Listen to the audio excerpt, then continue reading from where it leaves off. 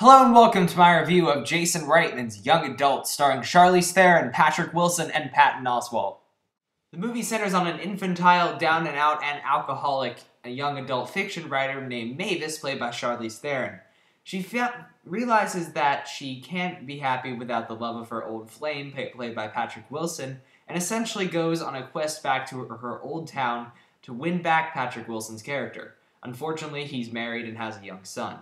To do this, she enlists the help of one of the nerdy kids from her high school where she went, played by Patrick Oswalt, who was horribly mutilated in a hate crime. This movie comes to us from director Jason Reitman, who's directed Thank You for Smoking, Juno, and Up in the Air. Now, I have seen the latter two, and I think both are absolutely excellent, so I went into this film with fairly high expectations. I love Reitman's style, his ability to tell great human stories, and his ability to make films that are incredibly discussable afterwards, and where the characters are just so rich and deep. With that said, this is the weakest film Jason Reitman has made thus far. That's not to say it's bad, it's just when taken in comparison to his previous excellent films, it falls very, very flat. The one bright, shining, positive aspect about this movie is Charlize Theron's lead performance. This woman really commits to this role. She creates a devious, evil, cunning main character who we just love to hate, but never takes it so over the top to where we absolutely despise her and can't connect with her. We do see her as a human being, just a completely despicable one. She manages to find the perfect balance of both sides of her character and manages to create some excellent moments within this film where she's interacting with other characters and showing her, as the title implies, young adult, infantile state. And finally, when the story does start to flesh out these characters, I did enjoy various elements of it that I'm not going to spoil here, but the direction the story goes is very non-traditional, and I enjoyed certain elements of it, and I did find it fairly fun to watch. However, this is a film that really does feel half-baked.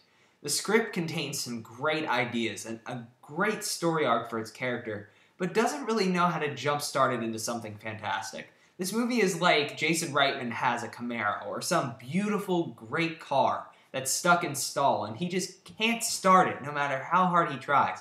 And every so often he sparks it to where it becomes this beautiful, masterful machine, but it just dies back down over and over again because the pacing in this movie is very strange. It's kind of slow-paced. It never really seems to pick up where it wants to go with its story. It kind of just meanders around within the middle of it. And I feel like if Jason Reitman had made a more direct film that was not only focused on its characters a little more, but also the general story and added a few more curves to it, I feel like this could have been a great film.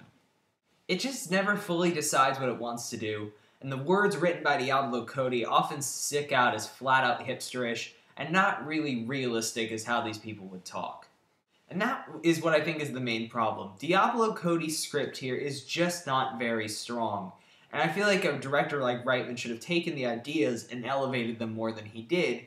And I feel like from now on he should work on his own scripts or get another scriptwriter, because when he's working on his own, like in Up in the Air, he's capable of making an unbelievable film.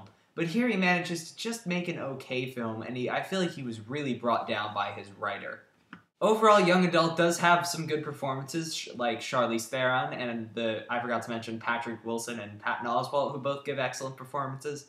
However, it just falls really flat in the story department, and while it is entertaining, I just wish that Reitman had really taken the wheel on this one more, because this could have been another fantastic film from him, and instead stands as one of his weaker ones due to the weaknesses in the script. I give Young Adult 2.5 stars out of 4. It's a little generous, but it'll work, because I do feel like it's a film that's worth seeing mainly because of Theron's performance, but it's not something you're going to be raving about like something like Up in the Air. And that is my review of Young Adult. I hope you enjoyed it. If you did, please subscribe to my channel, and until next time, I'm Movie Kid Mike, making sure your time is worth your money.